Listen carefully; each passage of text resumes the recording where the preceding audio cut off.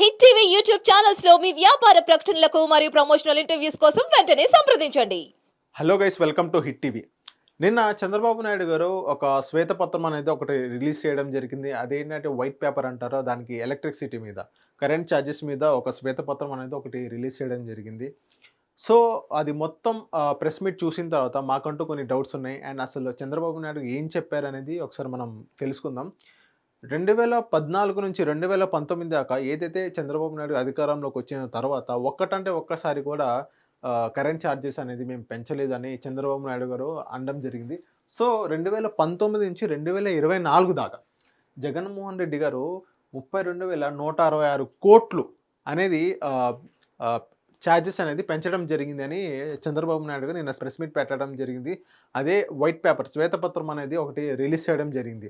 So ఎలాంటి charges వేశారంటే, Jaganmohan Reddy గారు ఎలాంటి ఛార్జెస్ వేశారంటే, ట్రూ అప్ అని, ఇంధనం ఛార్జెస్ అని, ఇంకా ఎలక్ట్రిసిటీ అని, ఇంకో చాలా వెయ్యనంటూ ఛార్జెస్ లేదు.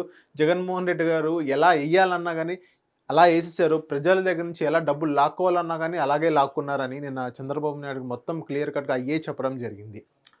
సో ఇప్పుడేంటంటే అప్పు, ఎలక్ట్రిసిటీ మీద అప్పు ఎంత చేశారు?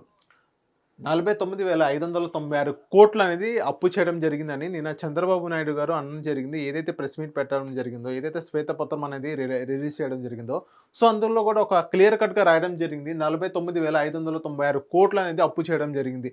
జగన్మోహన్ రెడ్డి గారు అప్పు చేయడం జరిగింది 2019 తర్వాత ఇప్పటికి. అండ్ ఇక్కడ హౌస్ హోల్డ్స్ మీద 45% అనేది ఛార్జెస్ వేయడం జరిగింది. 45% గతంలో కంటే 2014 నుంచి 2019 కంటే 2019 నుంచి 2024 దాకా 45% అనేది ఛార్జెస్ అనేది పెంచడం జరిగింది హౌస్ హోల్డ్స్ మీద. అండ్ దానికి 1,53,00,000 మంది ప్రజలు దానికి నష్టపోయారంట. చంద్రబాబు నాయుడు గారు నిన్న ప్రెస్ మీట్లో కూడా అదే చెప్పడం జరిగింది. అండ్ ఇంకోటి ఏంటంటే 50 యూనిట్ కంటే ఎక్కువ కరెంట్ కనుక వినియోగించుకుంటే వాళ్ళకి 100% ఛార్జెస్ వేయడం జరిగిందంట. సో నిన్న ఓవరాల్గా చంద్రబాబు నాయుడు గారు ఏం చెప్పారంటే, మ్యాక్సిమం జగన్మోహన్ రెడ్డి గారు ప్రజల నుంచి ఎంత డబ్బు లాగాలన్నా కానీ అన్నీ లాగేశారు.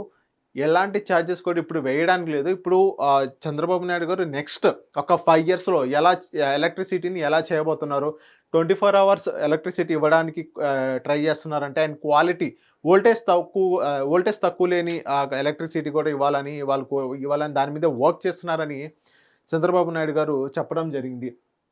ఇంకోటి ఏంటంటే, మొత్తం ఓవరాల్గా ఈ ఓవరాల్ సినారియోలో 1,29,500 కోట్లు అనేది లాస్ అవ్వడం జరిగింది. జగన్మోహన్ రెడ్డి గారు 1,29,500 కోట్లు లాస్ చేయడం జరిగిందంట గత 2019 నుంచి 2024 దాకా నిన్న చంద్రబాబు నాయుడు గారు చెప్పడం జరిగింది. సో ఓవరాల్గా ఇంత పర్సెంట్ అంటే 1,29,500 కోట్లు లాస్ అవ్వడం జరిగింది అని నిన్న ఓవరాల్గా చంద్రబాబు నాయుడు గారు చెప్పడం జరిగింది. నెక్స్ట్ 5 ఇయర్స్లో వాళ్ళ గ్రీన్ ప్రాజెక్ట్స్ కానీ ఇంకోటి కానీ ఎలా చేయబోతున్నారు ఏంటి అనేది చంద్రబాబు నాయుడు గారు చెప్పడం జరిగింది. సో ఇక్కడ మా క్వశ్చన్ ఏంటంటే, గత ప్రభుత్వం షిరిడి సాయి ఎలక్ట్రానిక్స్ అనే ఒక కంపెనీకి చూపిస్తాను.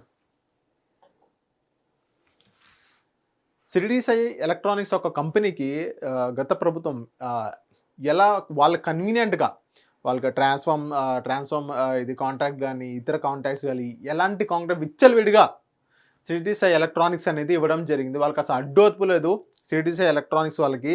అండ్ చాలా కుంభకోణాల్లో కూడా వాళ్ళు చాలా పాత్ర ఉంది షిరిడి సాయి ఎలక్ట్రానిక్స్ వాళ్ళకి. ఎందుకంటే జగన్మోహన్ రెడ్డి గారు కూడా దీనికి ఏం చెప్పలేం, వాళ్ళకి ఇష్టం వచ్చినట్టు ప్రాజెక్ట్స్ ఇవ్వడం జరిగింది. అది ఈనాడులో కూడా టీడీపీ అనుకూల మీడియా ఈనాడులో కూడా అది రాయడం జరిగింది. ఈవెన్ పట్టాభి గారు కూడా ప్రెస్ మీట్ పెట్టి చెప్పడం జరిగింది. షిరిడి సాయి ఎలక్ట్రానిక్స్ అనే ఒక కంపెనీ గురించి ఇంత కుంభకోణాలు చేస్తున్నారు, జగన్మోహన్ రెడ్డి గారు వాళ్ళు కాంటాక్ట్స్ ఇచ్చారు షిరిడి సాయి ఎలక్ట్రానిక్స్ వాళ్ళకి అని చెప్పి పట్టాభి గారు కూడా ప్రెస్ మీట్ ముందుకు వచ్చి చెప్పడం జరిగింది. సో నా క్వశ్చన్ ఏంటంటే, చంద్రబాబు నాయుడు గారు ఏదైతే నిన్న ప్రెస్ మీట్ పెట్టారో అప్పుడు షిరిడి సాయి ఎలక్ట్రానిక్స్ మీద ఎందుకు మేము చర్యలు తీసుకుంటాము అని ఎందుకు చెప్పలేదు?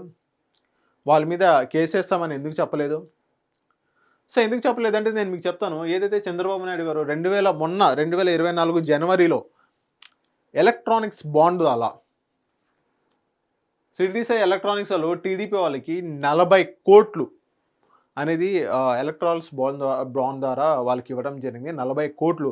అండ్ వాళ్ళ పేటెంట్ వాళ్ళ అనుకూల కంపెనీ ఒకటుంది సిడిసై ఎలక్ట్రానిక్స్ వాళ్ళు కూడా ఒక 20 కోట్లు అనేది ఇవ్వడం జరిగింది. సో ఎలక్ట్రాల్ బాండ్స్ ఇచ్చారు కదా, అందుకనే వాళ్ళు సిడిసై మీద ఎటువంటి ఛార్జెస్ తీసుకోవట్లేదు. సిడిసై వ్యవహారం మీద ఏదైతే మేము వాళ్ళ మీద కేసేస్తాం, వాళ్ళ మీద చర్యలు తీసుకుంటాం అంటే ఒక్కసారి కూడా చంద్రబాబు నాయుడు గారు నిన్న శ్వేతపత్రంలో గానీ, లేకపోయినా ప్రెస్ మీట్‌లో గానీ ఒక్కసారి కూడా చెప్పలేదు. అంటే వాళ్ళు చేసిన అక్రమాలు ఎక్కడికెళ్ళినియి, వాళ్ళు చేసిన అవినీతి ఎక్కడికెళ్ళింది, వాళ్ళు చేసిన కుంభకోణాలు ఎక్కడికెళ్ళినాయి అనేది ఎవరికీ తెలీదు. అంటే వాళ్ళని అలాగా వదిలేసినట్టే చంద్రబాబు నాయుడు గారు. సో, చంద్రబాబు నాయుడు గారు ఏదైతే అధికారంలోకి వచ్చిన తర్వాత సేమ్ ఇలాంటియే పట్టించుకోవాలి. ఏదైతే సిడిసై ఎలక్ట్రానిక్స్ గానీ, ఇంకోటి గానీ ఇలాగా విచ్చలవిడిగా మీకు ఎవరైతే ఎలక్ట్రానిక్ బాండ్స్ ఇచ్చారో, మీకు అనుకూలంగా ఎవరైతే ఎలక్ట్రానిక్ బాండ్స్ ఇవ్వలేదో, మీకు ప్రతికూలంగా అయితే మీరైతే చేసుకోకూడదు. ఎందుకంటే ఇది మేము సృష్టించింది కాదు. ఏదైతే ఎలక్ట్రానిక్ బాండ్స్ అనేది మీరు ఒకసారి సెర్చ్ చేయండి. 40 కోట్లు అనేది మీకు అక్కడ కనిపించింది. ఎలక్ట్రాల్ బాండ్స్ రిలీజ్ అయ్యే ఒక కంపెనీ 40 కోట్లు అఫీషియల్‌గా. అన్‌అఫీషియల్‌గా ఎన్ని ఇచ్చారో అది మీకే వదిలేస్తున్నాను. అది మాకు తెలుసు, మేము చెప్పకూడదు. And I request Chandrababu Naidu గారు ఇలాంటి ఏదైతే కంపెనీస్ ఉన్నాయో, ఏదైతే ఫ్రాడ్స్ ఉన్నాయో అవి మీరు ఎంకరేజ్ చేయకూడదు. సో మొత్తం 60 కోట్ల రూపాయలు సిడిసై ఎలక్ట్రానిక్స్ ద్వారా ఎలక్ట్రాల్ బాండ్స్ ద్వారా చంద్రబాబు నాయుడు గారు గానీ, టీడీపీకి గానీ వాళ్ళు అందజేయడం జరిగింది. సో ఇలాంటి చాలా కంపెనీస్ ఉన్నాయి. వాళ్ళ మీద చర్యలు తీసుకుంటారని మేము ఆశిస్తున్నాం. Thank you. Hit TV app ని డౌన్లోడ్ చేసుకోండి. ఇందులో short news, live news, entertainment movies అన్ని అవైలబుల్ గా ఉన్నాయి. Please download Hit TV app. Hit TV app. Hit TV యాప్ని ఫ్రీగా డౌన్లోడ్ చేసుకోండి.